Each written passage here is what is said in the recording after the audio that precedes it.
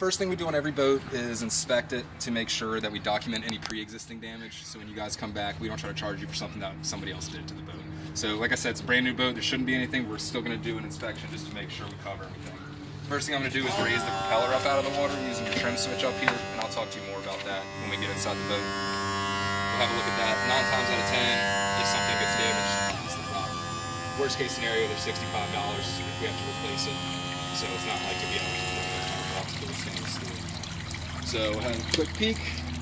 Everything looks good. There's no silver showing around the edges, no chunks out of it, nothing out of it. Like I said, you're the first people to take it out. So it shouldn't be, there's no damage to the lower unit that we can see or to the skag down there. Other thing I'm going to look at is all this aluminum siding here to see if there's any big dents or scratches or anything in it. We need to mark down where the boats have been sitting. I don't see anything on this side. I don't see any bends in the strakes and the tunes up here. Aluminum looks good all around here. Look good. Upholstery, I don't see any tears or anything missing. Look all good there. And as we go through this process, if you see something, just let me know and we'll add it to the sheet. But I don't see any damage anywhere, so I'm marking none on the boat and none on the prop. If you would sign right here that you agree with me on that. I always encourage people, if you want to, you can take a picture of the propeller and of the boat so you have, you know, some kind of evidence, but when there's no damage, there's no damage, you know what I mean? So that covers the damage portion of it. Now we'll go over how everything works. So I like to hit safety equipment first. You've got life jackets. In this compartment, you have 6 right here. There's going to be 2 more in this compartment right here. Like I said, since all y'all are over 13 years old, you don't have to wear them. They just have to be on board, okay? So just know that they're there to show the police that they pull you over. In this compartment right here, you have your anchor. And it has a carabiner clip on it. If you want to use this, you unclip the carabiner from the anchor and clip it onto this loop right here on the center tune in the front. You can drop it right in there. You only have 50 feet of anchor line. The lake is 200 feet deep in some places. Make sure you clip it on before you drop it in. It'll disappear really quickly. And they are $50 to replace. So back here, you've got a throw cushion right underneath the captain's chair. This has to stay within arm's reach of the driver at all times. If you get pulled over and this is not within arm's reach of the driver, they will give you a ticket.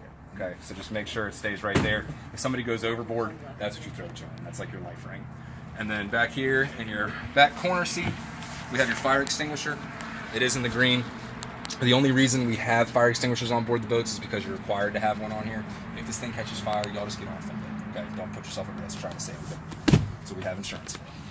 So if you guys want to go ahead and come on board here in the front, it's probably the easiest place. I'll show you how everything works. And we will get you rocking on out of here. Oh, wow, you really moved that boat. Big guy. All right, so as far as everything works here, just starting the boat, you always want to make sure your trim is in the down position, okay? This is your trim switch right here. That's what raises and lowers it. Okay? With these boats, there's not really any reason to mess with this trim. I'm going to put it all the way down, and you are never wrong to just leave it there, okay? You have a gauge right here that tells you the position of that. As I come up, it'll come up. You never ever want it to be above half while you're running, okay? So if you accidentally hit it or something like that, as long as you keep below half, you'll be okay, but down is always right. So I'll just put it down. Wouldn't bother me if you left it there the whole time.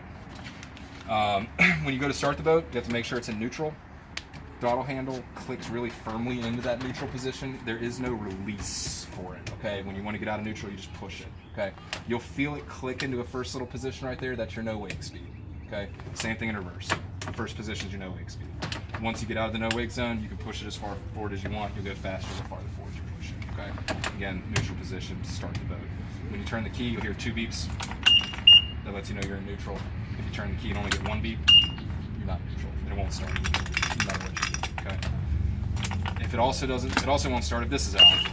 It'll crank and crank and crank and crank and crank and crank and crank and crank and crank, won't do anything. So you always want to make sure this kill switch is fully clipped in here. Okay. We do recommend you attach this to yourself while you're driving, so if you fall out of the seat, it'll pull out and turn the boat off. Once you have both those in place, you can come to the key right here, turn it, they'll fire right up for you. Okay. There is a primer bulb on the fuel line back here. It looks like a little grenade. See it sitting right there next to that white plate? Yes. if the kill switch is in place and the throttle's in neutral and it's just cranking and cranking and cranking and still won't start, don't squeeze that.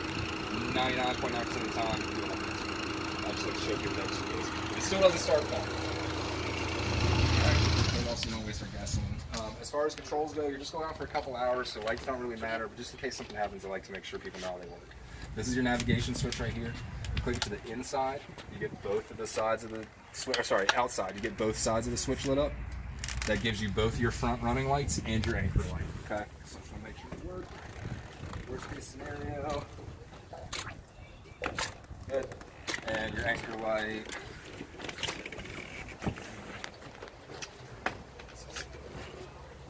Alright, center position for that is off. Inside is just the one light. That's just your anchor light if you're stopped, okay? But while right now during the day, the sun's out, you don't have anything out. This switch does nothing. This switch lights up the floor blue at night. You guys don't need that. This is headlights, which you can't run with at night anyway, so don't need those. Got a nice loud horn there if you need to alert people. Horns and water don't mix very well. If you hit that and it doesn't work, you've got a whistle on your key right here. Okay, that's your sound producing device. This switch down here doesn't do anything either. As far as the radio goes, it does have Bluetooth. You also have a headphone jack. If you've got an aux cord, you can use that. This USB port does not have power supplied to it. So if you want to charge your phone, use your car charger right in here, and that'll charge it. This is only if you have like MP3 files on a thumbstick or something like that, you can put it in there. But Bluetooth works great. The only thing I like to caution people about with this radio here, if you just click the power button, it doesn't turn it off, it only mutes it. You have to hold the power button down to turn it off. It will run your battery down if you leave that on. Okay, so just make sure you catch that. Aside from that, you've got a pop-up dressing room in there. If you're not going to use it, don't open it. It's a huge pain to put back in there. If you want to use it, by all means go for it. But if not, it's not worth messing with. Your table, if you guys want to take that out, we can. You just spin the post counterclockwise and the whole thing pops right out of there if it gets in y'all's way. Big thing on these pontoon boats is the gates. If the motor is running, you cannot be outside of the gates. Okay. If the police see that, it's a $2,500 offense. So before you start the boat, make sure the gates are shut and everybody's inside. Okay, it's just really dangerous so he falls out and props the person to death. So if you understand that about the gates, if you just initial right here for me, then I'm going to get you to initial right here. You understand when you bring the boat back at your designated time, you're going to bring it to this dock right here. You don't have to turn it around or anything like that, just pull straight in. We'll have somebody like help catch you and you'll pay for the gas that you use. It's full right now. So if you understand that, just initial right there. Have you sign right beneath me here that you are satisfied with the vessel, you understand everything we've talked about, you're not going to violate anything that we've talked about. And then the last sign on the bottom is really more for water sports, which you guys are doing. Basically, it just says use common sense while you're out there. Don't be negligent. You guys are going to be just fine. All right. You guys have any questions for me about anything? Okay. Cool. I always tell people we have GPS trackers on these boats, so if you guys get turned around or if something happens or whatever, call us. We know where you are. We can come to you. We can give you direct. We can do whatever we need to do. So don't hesitate to call if you have questions. Okay. If something funny happens, but first people to rent it, you shouldn't have any issues. You guys should be rocking and rolling. Feel good? I think so. All right, sweet. I'll make sure your fenders are thrown in and get your dock lines untied when you guys are set to roll off. And we'll be rocking and rolling. You guys need to load anything up or anything like that? No, I don't think so. All set? We're good. Sweet. Ready. Awesome. Let's get you out there. And like I said, 2:30. What time is it now? It's 11:23 right now. Have back by 2:30. All right. We'll call it good.